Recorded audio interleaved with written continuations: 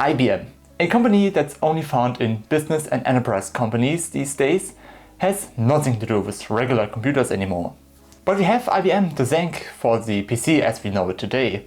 But they also created laptops under the ThinkPad series, which are particularly known for their black casing and the red tracking point. But they also have odd hardware like a ThinkPad with the PowerPC architecture, or like this one, the 701CS. I'm gonna shut my mouth now that you can see what makes this computer special. And why this and everything else after the intro.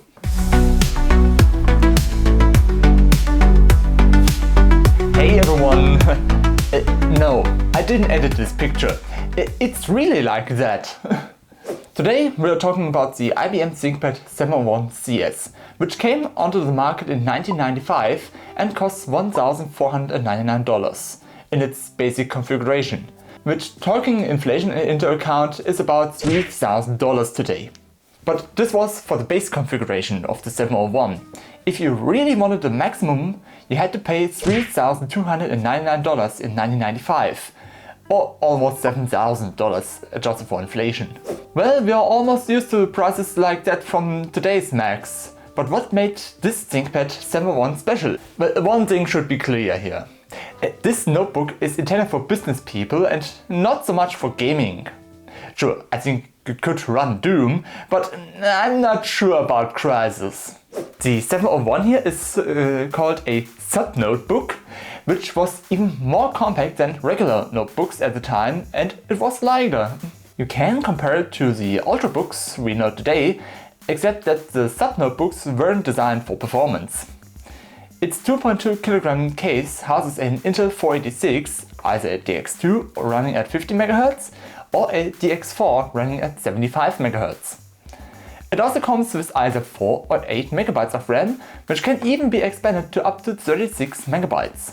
And a simple VGA graphics card, which drives a 10.4-inch 640 by 480 pixel display with 256 colors. Okay, there's something else to mention about the display here, because there are two types of variants which are easily recognizable by the model name. There's a 701C, which has a standard TFT display, and there's the 701CS, which has a passive matrix display. Basically, this type of display was the cheaper version of the 701CS. But it's darker, doesn't have particularly stable viewing angles, and can't even handle rapidly changing screens at all. But as you can see, I have the 701CS here, which has the cheaper panel installed. Someone was pretty cheap back then. Did someone just want the laptop for the sake of it? And yes, I know you're already typing on the keyboard and wondering what this ThinkPad is all about. What makes it so special compared to all other laptops? And you already saw it in the intro. The keyboard extends itself. IBM called this type of keyboard the track right, but it's also often referred to as the butterfly keyboard in the community. This is not to be confused with Apple's butterfly keyboard, which broke so often. With the 701, it's simply the side of the keyboard unfolding that tells you, come on, tap on me, do whatever you want. It's really invitingly designed and the keyboard is comfortable to type on, just as it should be. And the mechanism alone is amazing. There's a thick piece of metal that slides around a plastic part inside, allowing the ThinkPad to do this performance nicely. It was so ingenious and unique that a copy of the 701 is even on display in the Museum of Modern Art. Yes, I think if you make it up to this museum, I think you've made it. And my 701 is also kind of like in a museum, since I could actually open one soon if I wanted to. Yes, and this ThinkPad is really mine. I didn't borrow it from anyone. But I won't say what I paid for that computer here, because when I say it, I think the internet would be exploding here. Although I already revealed it in another video from my German channel and also on Reddit, I got this ThinkPad for 10 euros. No joke. And if you think that's a good price, I just say that this was the deal of the millennium for me. Because working 701 models, whether the C or CS model, sells to upward of 700 euros on eBay. if any are available there. And also defective ones are still in high demand. I even saw one that was also defective for around 430 euros. That's just amazing. If it's still in good condition, you've got real gold at home. Yes, and I say good condition because finding one in good condition that also works is getting harder every day.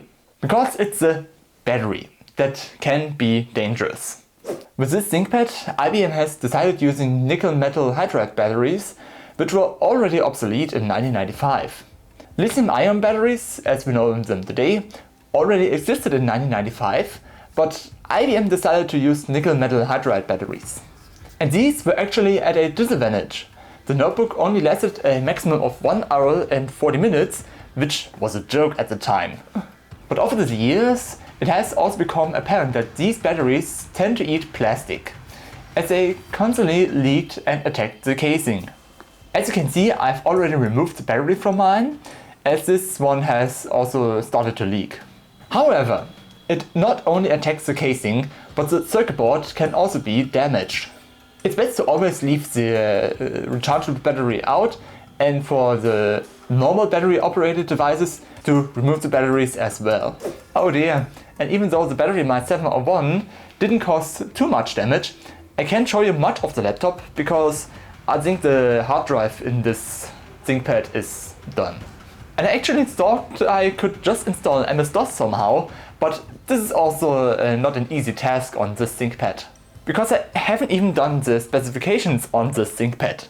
The hard drive can be configured with either 360, 540 or even a 720 megabytes, which then was installed with MS-DOS or PC-DOS alongside with Windows 3.11. The system is also compatible with Windows 95 and just barely with 98, but good luck getting this installed somehow. Because the ports leave a lot to be desired. There's no floppy drive, no CD drive, and generally only the base essentials are available. There are 2 PCMCIA ports, a headphone input and output jack, infrared, a power connector and a proprietary connector for a floppy disk drive. Everything else has to be connected via the docking station, where you have the standard VGA, PS2 or even a parallel printer port. But these things have to be connected separately, and they're very easy to lose. I don't have any of those things here, which is why reinstalling the system is a bit difficult.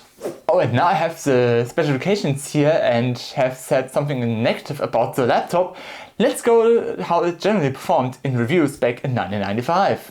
Well, by 1995 the hype and these sub-notebooks were actually over, and many people were getting larger laptops like a 12-inch laptop.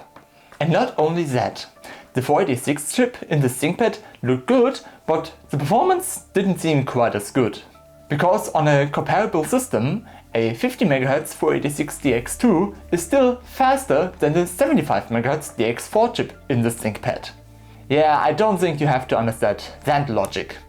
IBM didn't understand it after a year either, which is why they discontinued the 701 in 1996. But this notebook was really something different. It was an eye-catcher. And a while ago I posted it on Reddit in the ThinkPad community when I asked what they thought on it and what I got it for. And the community almost exploded with amazement. But that brings me to another point, but then it's over here. In my research I discovered the website 701c.org, which is all about this ThinkPad, but also discovered that someone has managed to publish all the parts and files. All of it is open source, the file of manufacturing a new motherboard, STL files for 3D printing, a new case, everything. And I think that if you include all the proprietary parts like the BIOS, CPU, GPU and maybe much more, I think you could theoretically build a brand new ThinkPad 701 in 2025. So it's really cool that these files exist, and yeah, maybe I'll download a few things from them to keep my 701 in good condition here. And if you want to store such devices, remove all the normal batteries or with the rechargeable batteries and charge them to about 80% and then store it in a cool and dry place. And then you'll continue to enjoy your devices in the future. But now I want to ask you, What do you think on this ThinkPad 701? And if you don't want to miss more videos like this, subscribe to me so you don't miss this one either. And well, that was it for me, and I can say we see us.